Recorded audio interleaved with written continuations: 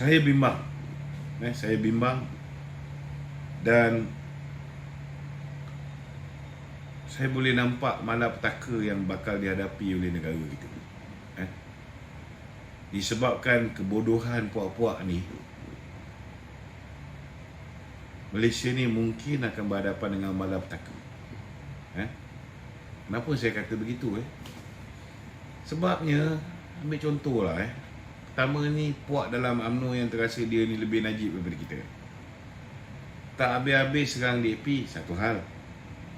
Tak habis-habis nak tengok kerajaan ni runtuh, satu hal. Tapi yang paling saya takut, perangai diorang, apa yang diorang buat pada PRN yang ke-16, PRN di 6 buah negeri ni, akan diulangi pada PRN yang ke-16, PRU yang ke-16. Bagaimana ada 1-2 pihak yang mengatakan undi PN, tak sanggup undi PN, undi bebas. Benda yang sama akan diulang PRU yang ke-16. So kalau benda ni berlaku, apa akan jadi? Datuk Seri Najib akan merengkok dalam penjara sampai bila?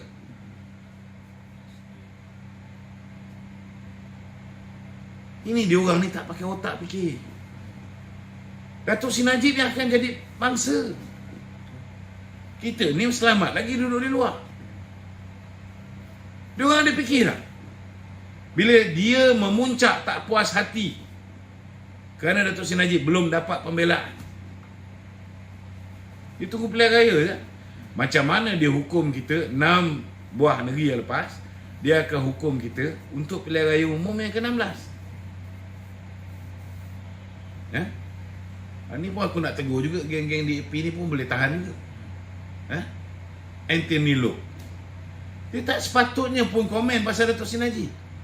No matter how much you hate Datuk Seri Najib, you are now in Kerajaan Perpaduan. Keep your bloody mouth shut. You do not have to comment about Datuk Seri Najib. It's not necessary. Bila dia komen benda yang tak sepatutnya dia komen, it's going to make us difficult. Kita cuba nak pastikan kerajaan ni kekal. Unless you dah bosan, penat jadi kerajaan, penat jadi menteri, penat ada bodyguard, penat ada perks sebagai seorang menteri, you rasa nak jadi pembangkang atau kluster mahkamah, then it's up to you.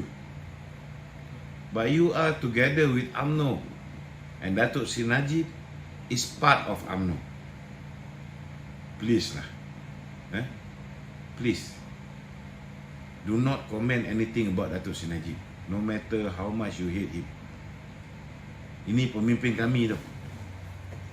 Apa kamu cakap tu memberi kesan yang mendalam pada jiwa kita. Stop it. Raya pun sama. Lepas tu perempuan seorang lagi tu, apa nama dia, what for? Kita faham Akmal, you sakit hati dengan Akmal, you bantai Akmal seorang. Kenapa nak bantai Datuk Najib?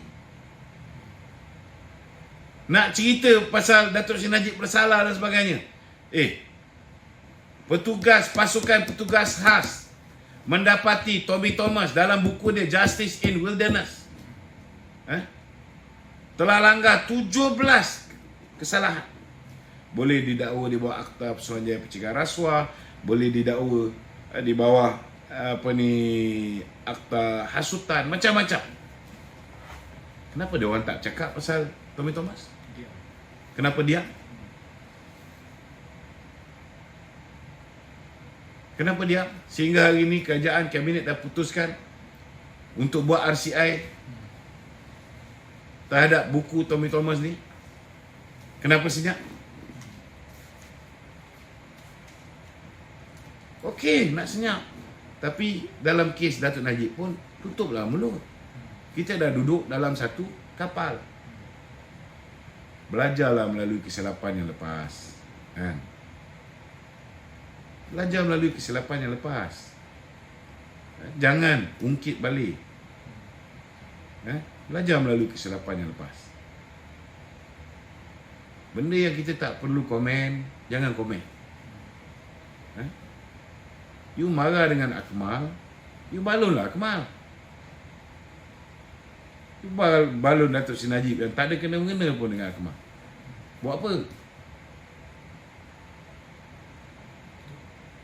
Bukan Akmal ni ambil instruction daripada Datuk Seri Najib. Kan? You marah dengan Hisham Jalil. Hisham Jalil nak jumpa Datuk Seri Najib 3 kali. Datuk Seri Najib tak nak jumpa.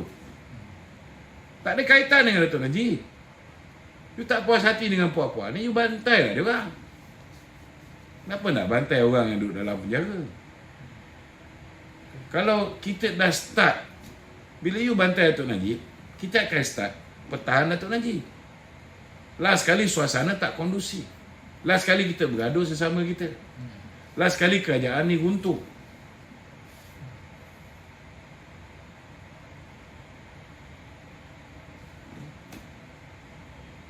Unless ada planning nak bawa PAS masuk dalam, kita pun tak ada masalah. Kan? Kalau nak bawa PAS masuk dalam, bawa, no problem. Kan? Setidak-tidaknya PAS boleh menyucikan DAP. Kan?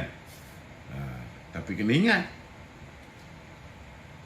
kalau dulu pilihan raya lepas 97% masyarakat Cina sokong DAP, kalau mereka berkawan balik dengan PAS, mereka mungkin akan beralih pergi MCA balik. Jangan lupa tu. Bagi kita tak ada masalah. Kita pun pernah jadi pembangkang, bukan tak pernah. Tetapi kalau ada niat nak lihat kerjasama yang baik antara BN, PH, kerajaan perpaduan yang lain, please stop giving any comments about Datuk Seri Najib. Macam mana kita cuba untuk elak komen pasal Lim Kit Siang, pasal Lim Guan Eng, kebobrokan yang lepas, janji-janji yang lepas, we avoid from saying all those kind of things. Please, cuba elakkan. Sebab kita nak berkawan lama. Bila nak berkawan ni, kena buat cara nak berkawan. Kan? Tak boleh berkawan dalam masa yang sama, you libas kawan. Akmal tu kita pun dah tahulah, dia dengan Hishamuddin Tun Lusit. Jadi kita jangan bazir masa. Kita anggap je lah, biarlah dia. Dia kepala dia. Apa dia cakap tu tidak mewakili parti kita. Jadi jangan belasah parti. Jangan belasah orang yang masih disayangi oleh parti kita. Okey, ada soalan lain? Datuk, baru-baru ini kerajaan ada memberi gambaran lah bahawa akan mempertimbangkan kembali GST jika pendapatan rakyat itu sudah baik. Jadi apa pandangan Datuk dari segi konteks mengembalikan balik GST itu kepada sistem pencukaian negara kita? Kalau tanya dengan saya, belanjawan itu hari saya dah umumkan GST dilaksanakan balik. Kerana kita tak nafikan bahawa GST ni perbezaan hasil antara SST dengan GST ni 40 bilion. Kalau ikut sekarang punya saiz ekonomi. So, kalau kita bijaksana, daripada kita buat 10 pengumuman yang tidak popular, bukankah lebih baik kita umum satu pengumuman yang tidak popular, hidupkan balik GST. Tak kira lah nak tukar GST ke, nak tukar VAT ke, nak tukar Madani Tax ke, namakanlah apa saja, but it must be konsep dia sama dengan sistem pencukaian GST. Self-policing, dia sebuah cukai yang efisien. Cukai itu pun kena ikut cara kita yang lama lah. Tak boleh pukul rata semua sekali ada GST.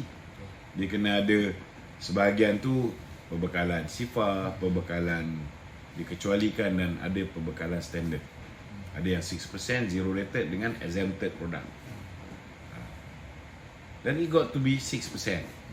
Jangan pandai-pandai turunkan kepada 3%. Dia tak boleh cover. Kita dulu nak buat 4%. Tapi pasal kita nak bagi zero rated kepada barang-barang keperluan asas, orang miskin semua makan makanan dia orang apa semua sekali kan, keperluan asas dia orang ni.